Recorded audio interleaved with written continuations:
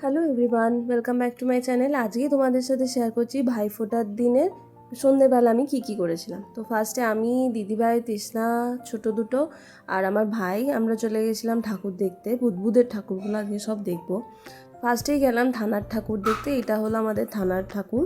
আর এই ড্রেসটা এটা আমি পরেছি, সেটা আজকে ভাইফোঁটার দিনই দাদাভাই আমাকে দিয়েছিল।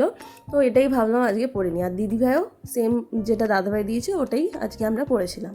তারপরে চলে গেলাম জাগৃতি ক্লাবের ঠাকুরটা দেখতে। ছোট্টর মধ্যে কিন্তু প্যান্ডেলটাও খুব সুন্দর হয়েছে আর ঠাকুরটাও খুব সুন্দর হয়েছিল। তো ওখানে অনেকক্ষণ দাঁড়ালাম, কিছু ফটো তুললাম। আর তারপর পুচকু দিদিভাইকে বলছে যে আমাকে দান বাক্সতে টাকা দেবো, তো আমাকে দাও। তো ওখানে ও টাকা দিয়ে দিচ্ছে, দিয়ে ও ভালো করে ঠাকুরকে প্রণাম করে নিল। আর ও কালী ঠাকুরকে, যে কোনো ঠাকুরকে ও খুব মন থেকে ভালোবাসে, তো ওখানে দাঁড়িয়ে দাঁড়িয়ে প্রণাম করছিল। তারপর আমরা 12 হাত কালীর ঠাকুরটা দেখলাম, দিয়ে চলে গেলাম বুদবুদ গ্রামে যে মন্দিরটা আছে ওখানে ঠাকুরটা দেখতে। ওখানে গিয়ে দেখলাম যে এখানে গান চলছে, সবাই নাচ করছে। আর এটা হলো বুদবুদ গ্রামের ওখানে মন্দিরটা।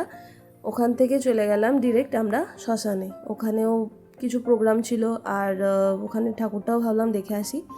তারপর আবার বাড়ি চলে এলাম, আর কোথাও যাওয়ার ছিল না।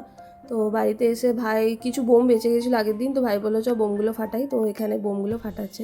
আরেকটা তোমাদের কথা বলি, যে বোম ফাটানোর সময় একজন এসে আমাকে বলছে যে দিদি একটু আস্তে বোম ফাটাও।